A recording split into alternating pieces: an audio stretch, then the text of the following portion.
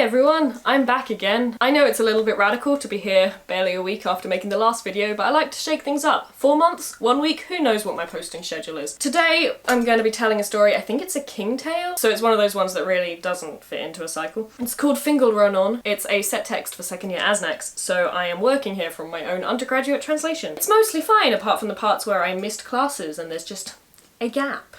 Love that from past me. Really helpful. Fortunately, I could fill them in with a translation by the ever-dependable Máel, though a little hard to read, which is linked in the description. I have a copy of the text in Old Irish, I don't have a copy of it in English, but it does have some charming little illustrations.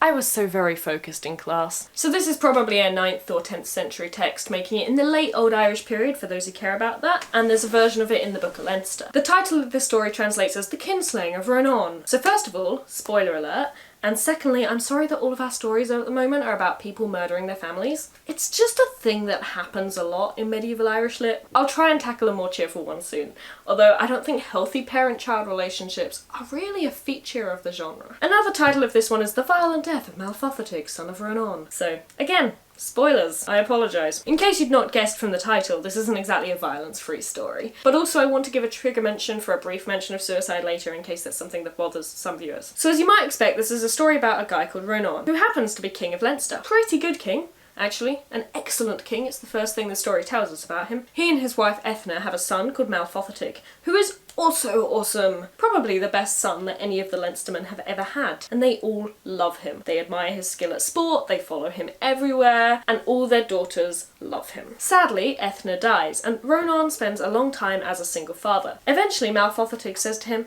"Dad, why don't you marry again?" Rónán has clearly thought about this idea before, because he says, "You know, now that you've mentioned it, I've heard that Echa's daughter up at Donsavercha is super hot." "Okay, she's too young for you," says his son. "Why not marry someone your own age?" But Máel Fothartaig is unable to prevent him. Rónán travels to Donsavercha and brings the woman home with him as his wife. Almost as soon as she arrives, she's asking questions. "Where's your son, Rónán? I've heard so much about him." "Of course you have," says Rónán. "He's awesome." "Well, I'd love to meet him and give him all my wealth and treasures, if you know what I mean." Rónán apparently does not know what she means, or he's pretending not to, because he expresses absolutely zero suspicion about this line of questioning and introduces his new wife to his son. Máel Fothartaig makes her welcome. "We're all so glad you're here," he says. "Whatever we earn, whatever treasure and wealth that we obtain, we'll give to you, because you're Rónán's wife." "Right," she says.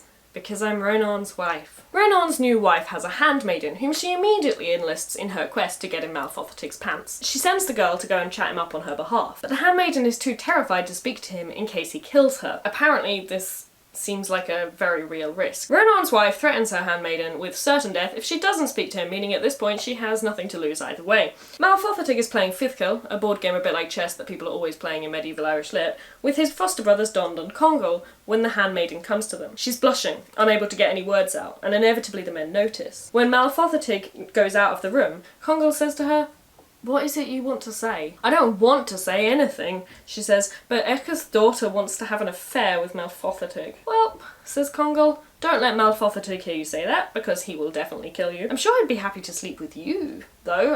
I could suggest it to him if you want." The handmaiden goes back to her mistress and explains what happened. Rónán's wife thinks it over for a while and eventually goes, "Yeah, that'll work. I mean, you're only going to speak to him if you think you have a chance to sleep with him yourself, and you can talk to him about me afterwards. Seems to work." Which is how the handmaiden ends up sleeping with Máel Fothartaig. But Rónán's wife isn't happy. "You didn't talk to him about me at all, did you? You just want him for yourself. I'll kill you for that." The handmaiden goes crying to Máel Fothartaig, who asks her what's wrong. "My mistress wants to kill me because she wants to sleep with you." Máel Fothartaig is surprisingly understanding about this. "Geez, no wonder you're upset," he says. "You're right to come to me for help, but I have to tell you, I would rather be thrown into the fire 3 times than sleep with my dad's wife. I'm gonna have to leave the country." So he takes 50 warriors and goes to Scotland, because Scotland is where you go when you need to very quickly not be in Ireland anymore. The King of Scotland is extremely happy to see him, gives him a ton of gifts, most of them hounds, for hunting, and in return Máel Fothartaig wins him a load of battles. But the Leinstermen turn to Rónán and are like, "Seriously, did you drive Máel Fothartaig out of the country? "We will kill you if he doesn't come back." Máel Fothartaig doesn't really want his father to get killed by his own people on his behalf, so when he hears this he comes back to Ireland, but he goes first to Donsafacha, where his father's wife is from. "You should have slept with her," they tell him. "We wanted you to be her husband, not your old man." It's a crying shame. Interesting point on the translation here. The Irish phrase is like, "that vulgar old man yonder," which we translated in class as "that old wanker." So, translation note for you. "I guess it is a shame," says Máel Fothartaig, and heads back to Leinster. He sleeps with the handmaiden again, which angers Rónán's wife even more, and she tells the girl that if she doesn't hand him over ASAP, she will die. The handmaiden tells this to Máel Fothartaig, who goes to Congal, like, help. Congal is willing to help. For a price. "Give me the equivalent of her honour price, and I'll take her off your hands," he says, which Máel Fothartaig is happy to do. They arrange a rendezvous at a place called the Cows of Aoife, a bunch of white stones on a mountain that look like cows from a distance. I don't know if there are any connection to the Aoife of the story I told last week. Maybe? Probably not. Rónán's wife will go there expecting to meet Máel Fothartaig, and she'll encounter Congal instead. They pass this message on via the handmaiden, and the next day, Rónán's wife heads out to what she thinks will be a romantic meet-up, and sees Congal there. "Where are you going, slut?" he says. "You shouldn't be out by yourself unless you're going to meet a man. Go home." He forcibly escorts her home, but before long, he sees her coming back again. "Seriously?" says Congal. "Stop trying to shame the King of Leinster, bitch!" And I apologise for the language here, but this is the most accurate translation into modern English that I can manage. It's like, "Oh harlot, oh bad woman." You don't want that. He's calling her a bitch, let's be real. "If I see you once more, I'll have your head on a pike in front of Rónán. The king's wife shouldn't be gallivanting around like trash." And then he whips her with a horsewhip and leaves her alone at home. "I will kill you," she says. That night, Rónán comes home. Máel Fothartaig is still out hunting, and his father asks after him. When he hears that his son's still outside, he's like, "Well, why aren't you guys out there with him? He's so generous to you and you're just abandoning him." "Spare us," says his wife. "You'd never shut up about your son. It is getting old." "Maybe it's because he's awesome," says Rónán. "He cares so much about my interest, it's like they're his interest, and he looks after them accordingly. And yet," she says, "he keeps propositioning me behind your back. I barely escaped with my life the last time, and Congal's in on it too." "Shut your mouth, bitch," says Rónán. "You're lying." "I'll prove it to you," she tells him. "We'll have a game of verse capping and then you'll see." Verse capping involves one person reciting or singing half of a verse and the other one answering it. If someone's capable of finishing off the poem, it suggests some kind of intimacy between them, or at least that they're a match for wits. We're told that Máel Fothartaig and Rónán's wife used to play this game every night to entertain themselves,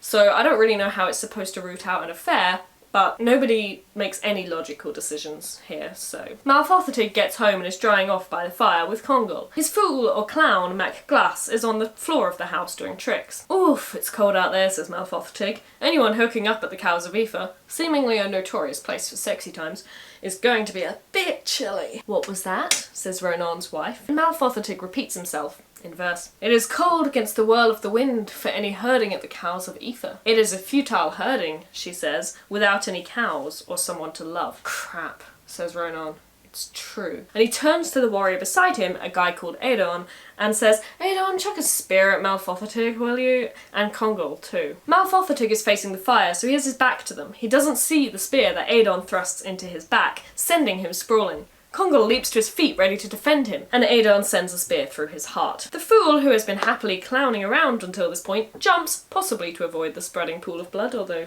that's speculation on my part, and Éadán, who is a little trigger happy at this point, lobs a spear at him that quite literally disembowels him. "You can stop now," says Máel Fothartaig, from where he's sprawled, still impaled by the spear, half out of his chair.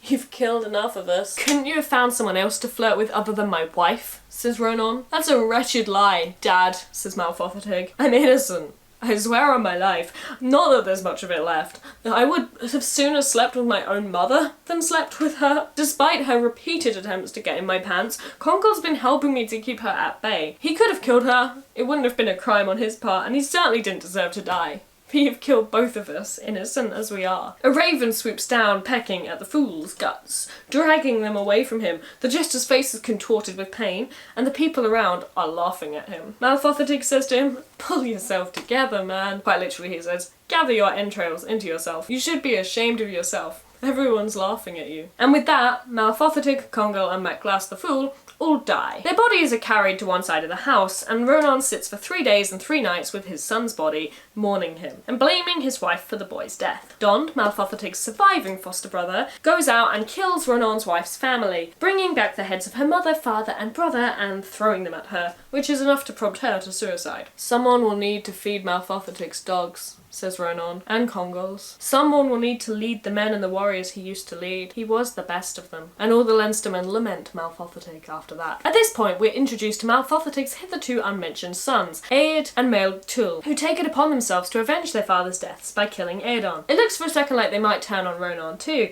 who begs to be allowed to get up. He asks if Éadán's dead and who did it. The answer is Éed. Máel Túil seems to have hung back a bit. Well, good on Éad, says Rónán, but this whole thing's a mess, isn't it? And I think a fight has broken out at this point and it sweeps Rónán up towards the front of the house. He watches it for a while and then says, this fighting's just not the same without Máel Fothartaig. He really was the best of them. And with that he coughs up blood and dies. And that's the story of the kinslaying of Rónán. It's a cheerful one, isn't it? There are a couple of noticeable things about it. Firstly, that neither the handmaiden nor Rónán's wife are ever given a name, despite the fact that Máel Fothartaig's mother, Ethna, has one and she dies in like the first paragraph. So this story fails to pass the Bechdel test on multiple levels. The moral of the story seems to be that you shouldn't marry a woman half your age, and also that you should possibly ask your son's side of the story before killing him because you think he's having an affair, which seem like solid morals. I guess we can also learn from this that it sucks to be a fool in medieval Ireland. You might get casually murdered for no reason at all. Because seriously, the fool wasn't even involved. He just died. So that's that, I guess. There's a link to my tip jar in the description. I put a lot of effort into researching and making these videos and would greatly appreciate your support. There are also links to various resources relating to medieval lit, including this story, and my various social media links are down there too. I would also like to say now that I had a paper accepted to the Celtic Students' Conference in Dublin at the end of March.